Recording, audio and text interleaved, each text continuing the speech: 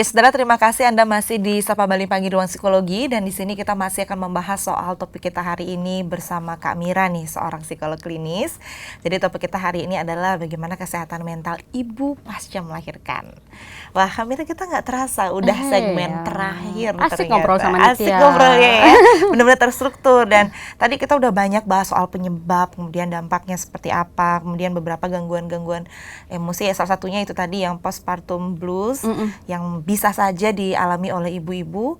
Nah, kita perlu tips juga nih dari Kak Mira ya, Kak. Ya, mungkin bisa sharing juga ke saudara di rumah sebenarnya apa yang bisa dilakukan gitu ibu-ibu yang pada saat ini mungkin sedang ada dalam fase hamil untuk mempersiapkan pasca kehamilannya gitu. Mungkin lebih ke persuasifnya itu seperti Iya, apa? mungkin Kak Mira? ada ibu-ibu hamil yang lagi nonton ya.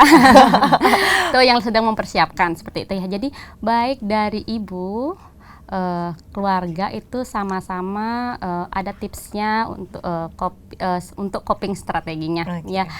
Pertama dari si ibu itu. Jadi perlu ya membangun mindset. Ya, pertama sebagai individu nggak cuman kasusnya atau konteksnya seorang ibu, ayahnya, nanti keluarganya, dari pokoknya semua individu itu perlu membangun mindset bahwa masalah kesehatan mental itu bukanlah hal yang tabu untuk dibicarakan.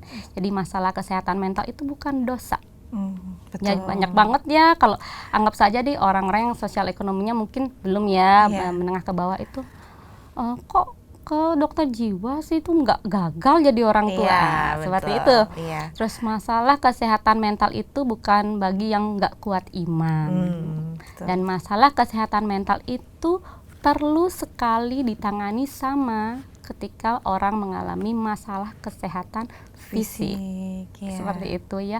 Jadi don't blame yourself. Jangan salahkan diri Anda ketika Anda merasa sedih ketika baru-baru melahirkan kok ngerasa nggak mau ngerawat bayi, sedih berlarut-larut, terus juga merasa kok ada pikiran-pikiran nggak mampu, atau kok tingkah laku saya sekarang lebih menghindar. Itulah ibu-ibu, calon ibu-ibu atau keluarga perlu menyadarinya dengan edukasi ini. Jadi harus perlu sama-sama aware. Jadi ibunya belum ngerasain, ayahnya atau suaminya, mah atau bu gitu ya, atau sayang gitu. Akhir-akhir ini ngurung diri di kamar terus, ada tamu nggak mau keluar. Kok belakangan ini diajak ngomong nggak konsentrasi, kok belakangan ini sering curigaan sama saya, itu suaminya misalnya gitu. Jadi jangan langsung kenapa sih, jangan langsung gitu. Jadi ajak negosiasi, ajak diskusi. Jadi suaminya sebagai wadah juga. Tapi jangan khawatir, sang suami bukan sebagai hero. Jadi sang suami juga dan ayah juga perlu support system. Jadi suami juga perlu didukung, nanti kita bahas. Nah, itu dari mindset ya. Dan pengelolaan emosi. Pengelolaan emosi itu erat kaitannya dengan juga latihan relaksasi. Pernah dengar nggak nih Tia relaksasi? Jadi berarti perlu juga untuk perlu ya, ketika masa kehamilan, setelah melahirkan, terus sampai kapanpun relaksasi itu sangat baik digunakan untuk masalah-masalah kecemasan. Masalah depresi pun ada penelitian yang mengatakan relaksasi meningkatkan kesadaran itu mampu membawa individu itu menuju kesejahteraan mental yang lebih baik. Singkatnya seperti ini, pas kita atau ketika kita merasa pikirannya ruwet, terus juga sedih aja bawaannya, nggak mampu, putus asa, atau merasa pokoknya rendah diri deh, berdaya, rendah diri, nggak berdaya seperti itu. Udah deh, tarik diri sebentar, ngomong sama suami gitu ya, ngomong sama, kalau nggak ada suami, ngomong sama orang tua gitu ya, ngomong sama orang tua, saya perlu waktu dulu nih, mau istirahat sebentar. Nah, itulah kenapa fungsinya kalau Anda merasa lelah, ya, seorang ibu merasa lelah, itu perlu dukungan sosial, dukungan instrumental juga dari pihak keluarga. Bantu dimomongin bantu dikerjakan pekerjaan rumah tangganya dan lain sebagainya. Tarik diri dulu, entah di kamar atau di ruangan yang tenang. Jauh dari kebisingan, tarik nafas 4 kali 4. 4 kali 4. Jadi tarik dari hidung 4 kali. Jadi irama jangan 1, 2, 3, 4, jangan. Pelan-pelan berarti ya. Tarik nafas 1, 2, 3, 4. Tahan 1, 2, 3, 4, hembuskan. 1, 2, 3, 4. Oke. Gitu, sambil peluk diri sendiri. Oke. Ya, peluk diri sendiri gitu. Saya akui emosi-emosi negatifnya harus diakui, nggak boleh disangkal. Iya, nggak boleh denial Sekarang, ya. iya, sekarang aku memang merasa sedih, aku merasa terpojokkan, kesel banget. Pakai bahasa yang gampang aja. Kesel banget, diomongin terus, aku nggak bisa ngomong baik gitu misalnya. Lalu setelah itu afirmasi positif. Oke. Aku memang belum bisa, tapi aku akan belajar. Tarik Ya. nafas lagi 4 kali 4 itu.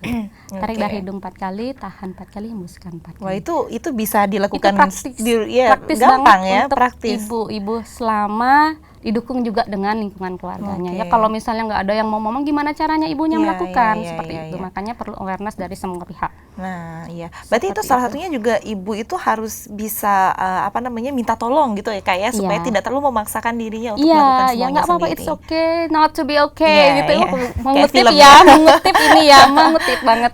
Jadi nggak apa-apa Anda merasa sedang di bawah, merasa pernah tidak menjadi sempurna. Itu memang kita tidak pernah sempurna. Jadi saat itu kita perlu pertolongan. Oke. Ya, semua perlu pertolongan segala aspek. Dari sisi tingkah laku, kebiasaan boleh kok.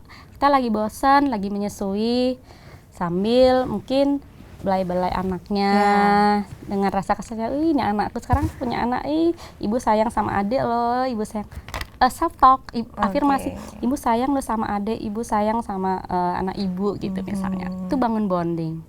Terus kadang-kadang pingin me time boleh, ya, asalkan dinegosiasikan, didiskusikan dengan suami dan keluarga. Kadang-kadang emang sih tidak memungkiri ada yang mengecam, dikit-dikit pengen tidur, tapi tidur siang selama Anda merawat bayi itu sangat penting. Akan lebih baik jika bayi Anda sedang tidur, Anda ikut tidur. Itu Nitya, ikut tidur. Terus kalau misalnya kondisinya tidak memungkinkan, ya sudah bilang sama suami. Ya, berikan pengertian, kondisi kesehatan mental itu perlu loh diperjuangkan.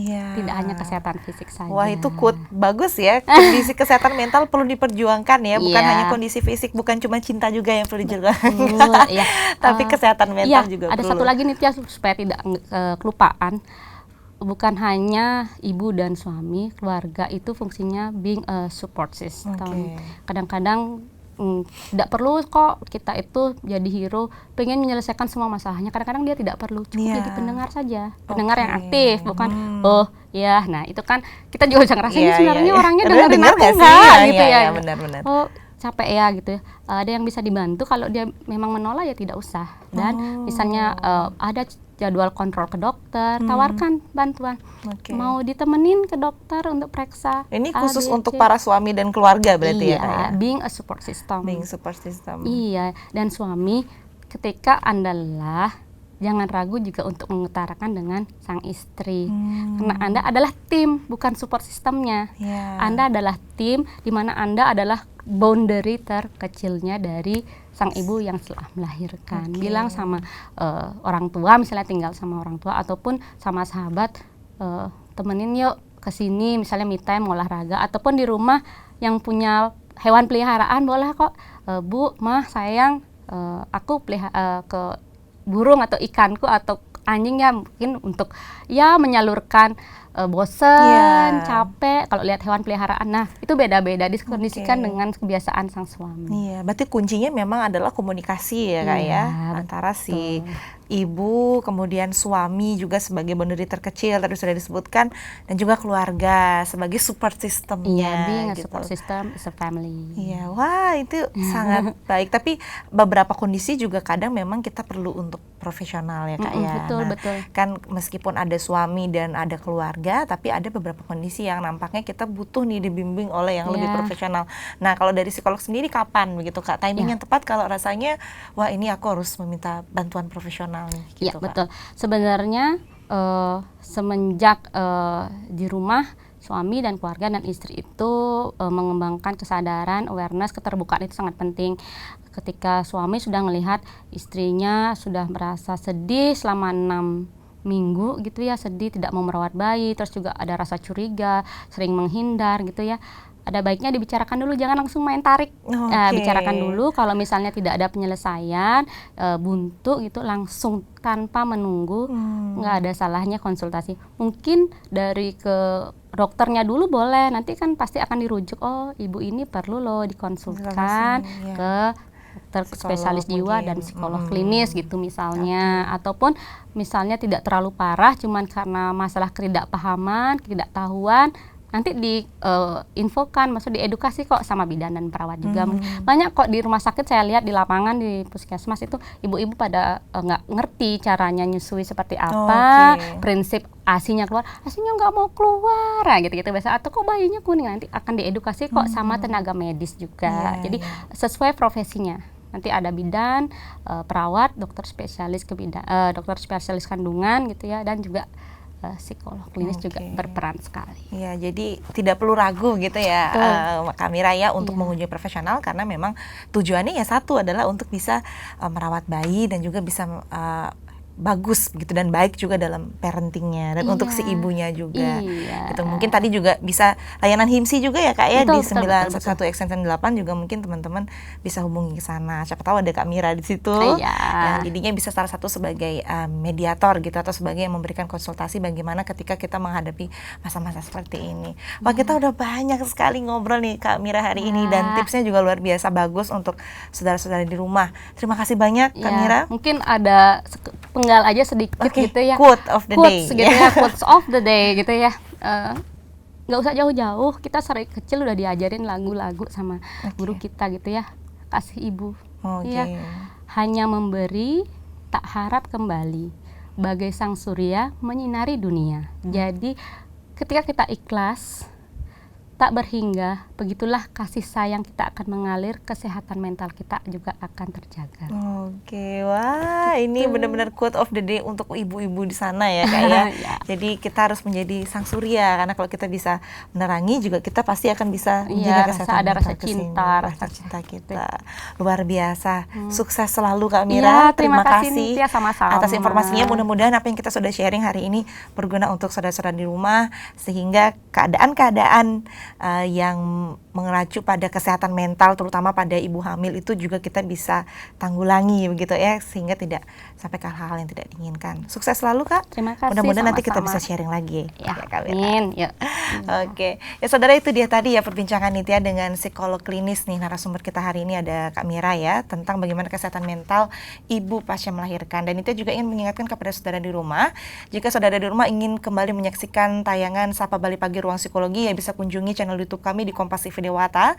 Di sana ada Sapa Bali Pagi Ruang Psikologi dengan berbagai topik atau tema-tema yang telah kita bicarakan sebelumnya. Dan jangan lupa juga untuk follow Instagram kami di Kompas TV Dewata, @Facebook kami di Kompas TV Dewata, dan juga jangan lupa untuk komen apabila teman-teman memiliki beberapa tips untuk tema kita di Sapa Bali Psikologi yang akan datang. Dan itu juga jangan lupa mengingatkan kepada saudara untuk tetap mengikuti protokol kesehatan ya, dengan rajin mencuci tangan, kemudian jangan lupa bekali diri dengan hand sanitizer, jaga jarak, dan juga selalu gunakan masker. Om Santi Santi Santi Om.